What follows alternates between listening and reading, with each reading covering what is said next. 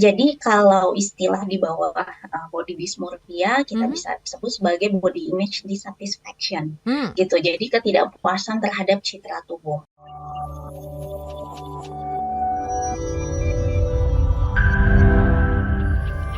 Ada datanya nggak sih, Kak Cindy, selama ini apakah dari Kementerian Kesehatan atau mungkin dari Puskesmas, atau dari RSUD Tarakan yang Kak Cindy sekarang lagi bertugas, ini sebenarnya, dari tahun ke tahun apakah meningkat atau, angkanya itu ya udah atau karena memang akhir-akhir ini aja yang banyak orang melakukan operasi begitu ya, karena tidak merasa cukup dengan apa, kondisi tubuhnya saat ini, Kak Cindy?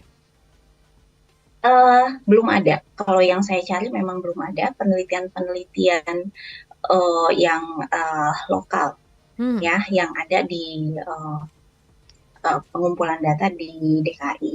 Ya. Akan tetapi uh, sudah banyak riset yang kemudian mengaitkan antara body dysmorphia dengan paparan sosial media. Kalau Hmm. saya rasa ya memang ini yang perlu kita waspadai ya, Ya. gitu. Dan juga kembali lagi, kalaupun belum terdiagnosis sebagai body dysmorphia, Mhm. maka uh, pada dasarnya ketika sudah ada rasa tidak nyaman, preokupasi yang berlebihan terhadap penampilan, kemudian ada perilaku-perilaku yang berulang untuk memodifikasi tubuh dan tidak tahu kapan harus berhenti sampai ada fungsi-fungsi hidup yang kemudian terhambat, Mhm. ya memang itu perlu penanganan Hmm. gitu. Apalagi kalau pada pada adik-adik kita yang remaja ya, Hmm. itu kan kasihan ya.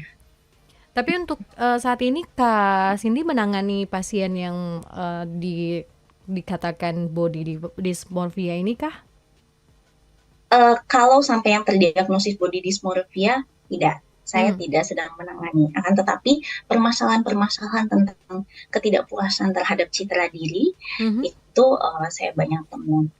Itu Oh. artinya secara fisik sempurna, normal, akan tetapi merasa apa ya, harga dirinya rendah gitu Mhm. karena dia merasa bahwa memang tidak cukup gitu secara fisik. Mhm. Dan memang untuk aku juga baru banget begitu ya ketika dikasih tema ini langsung ini apa sih body dysmorphia begitu. Apakah memang ada tingkatan-tingkatan begitu kan dibilang bahwa Hmm. diagnosis diberikan oleh psikolog klinis begitu. Nah, ini untuk malam hari ini sahabat sonora yang mendengarkan jangan-jangan termasuk nih. Nah, apakah ada step by Hmm. step atau seperti anak tangga bisa sebelum body dysmorphia disebut apa? Jadi ibaratnya kita lebih baik mencegah begitu ya daripada mengobati karena aku baca-baca juga untuk yang mengidap body dysmorphia ini nggak bisa disembuhkan. Nah, apakah benar seperti itu, Kak Cindy? Eh, jadi kalau istilah di bawah body dysmorphia kita Mhm. bisa sebut sebagai body image dissatisfaction Hmm. gitu. Jadi ketidakpuasan terhadap citra tubuh. Nah, body dysmorphia sendiri itu sebetulnya untuk tingkat keparahannya kita bisa bagi ke setidaknya tiga, tiga, Hmm. tiga tingkat keparahan ya. Yang Ya. pertama ketika dia insight-nya masih bagus. Jadi ketika dia diberikan input oleh lingkungan gitu ya, bahwa tidak ada yang salah dengan kamu, Mhm. dia masih bisa menerima Oke. gitu. Jadi ke ketegangan, ke apa ya, rasa rendah dirinya, terus dorongan untuk melakukan sesuatu, obsesinya itu bisa mereda. Nah, kemudian yang ada juga yang memang insight-nya itu jadi tilikan ya kesadaran dia bahwa persepsi dia itu menyimpang gitu ya, melenceng dari apa yang secara objektif terlihat. Uh, kita ada juga yang poor insight gitu, jadi Ya. tilikannya jelek, udah dikasih tahu berkali-kali tetap nggak percaya gitu, Hmm. nanya lagi atau nyoba lagi melakukan sesuatu terhadap tubuhnya. Kemudian ada juga yang benar-benar delusional, pokoknya gini, tanpa ragu mengatakan bahwa memang ada yang salah pada tubuh saya Hmm. gitu. Itu tingkat keparahannya. Tapi kalau sebelum dikategorikan sebagai body dysmorphia, kita biasanya sebut itu sebagai masalah citra tubuh gitu, body image dissatisfaction. Akan tetapi hati-hati juga karena biasanya suka ada memang masalah psikologis yang lain, misalnya kayak Hmm. rasa isolasi diri, kesepian, itu biasanya akan berjalan bersama gitu ya, Mhm. berduet dengan body image dissatisfaction.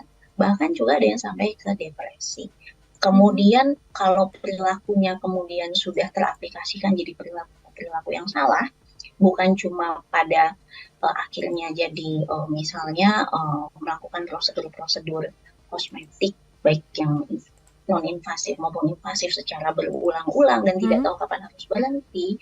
Ada juga yang olahraga yang terus menerus gitu ya, Ya. sampai sudah tidak konstruktif lagi untuk tubuhnya. Mhm. Kemudian ada juga yang sampai mendevelop gangguan yang lain, yaitu gangguan makan, misalnya anoreksia. Oh, ya ya ya. Jadi akan body dysmorphia, kemudian misalnya kita belum bisa sebut itu, jadi body image dissatisfaction itu bisa datang bersama dengan banyak keluhan. Gitu. Mhm. Bisa jadi datang ke ruang praktik atau curhat ke teman untuk masalah kesepian, Mhm. masalah social anxiety, masalah depresi, masalah kecemasan, Mhm. masalah OCD misalnya Ya.